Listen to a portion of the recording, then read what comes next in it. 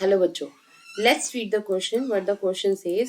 Question says the following table shows the proportion of adults aged 15 to 49 years whose BMI is below normal BMI. 18.5 kg in India is based on a survey of various states of the year 2015-16. Look at the table and answer the following question. तो इसमें हमसे क्या पूछा जा रहा है, हमें दिया गया है मेल एंड फीमेल का तीन स्टेट्स का, केरला, कर्नाटका, मध्य प्रदेश के मेल एंड फीमेल का रेशियो इन्होंने हमें दिया, परसेंटेज दी है क्या, बीएमआई की। BMI means body mass index जो काउंट होता है, जिसके बेसिस के ऊपर हम देखते हैं कि कोई भी जो स्टेट है या फिर कोई भी कंट्री या फिर हमारे पास किसी पर्सन के इंडिविजुअल बात करें तो बीएमआई इंडेक्स के थ्रू हम बताते हैं कि दैट इज न्यूट्रिशन लेवल जो है वो कैसा है। तो हमें क्वेश्चन क्या पूछा जा रहा है, पहला क्वेश्चन है compare the nutritional level of Kerala and Madhya Pradesh. Kerala और मध्य प्रदेश का हमें न्यूट्रिशन लेवल कंपेयर करना है।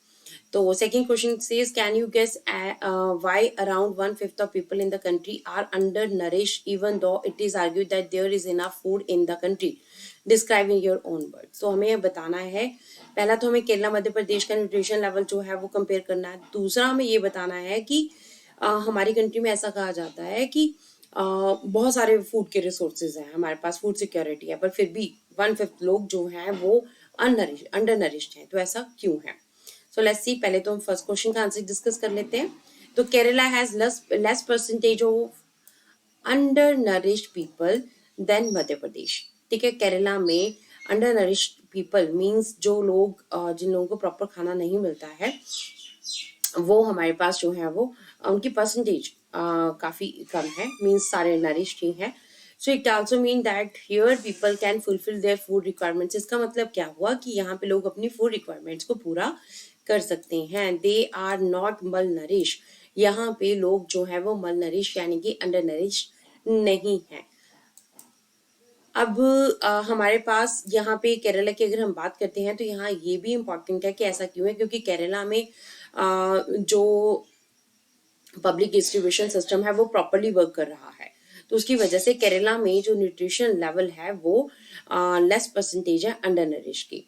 तो होप सो पहला क्वेश्चन तो आपको समझ आ गया होगा। दूसरा क्वेश्चन डिस्कस करते हैं कि क्यों इंडिया में why the people are undernourished. ठीक है, तो फर्स्ट ऑफ ऑल हमारे पास कॉज क्या है, lack of education and health facilities. People are backward and is not able to get the proper food.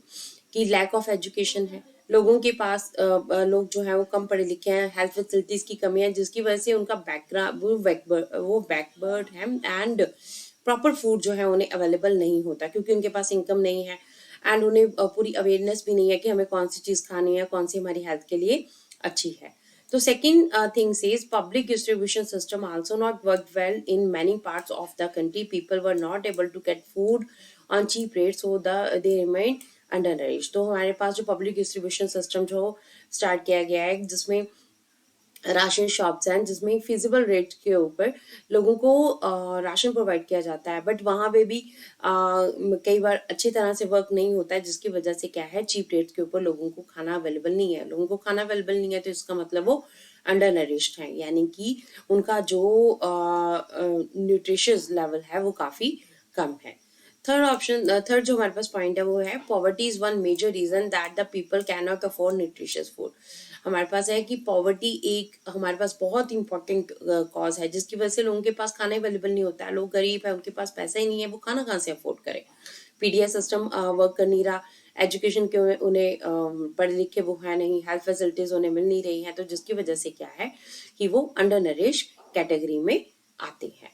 So hope so you understand the first question as well as the second question. Thank you.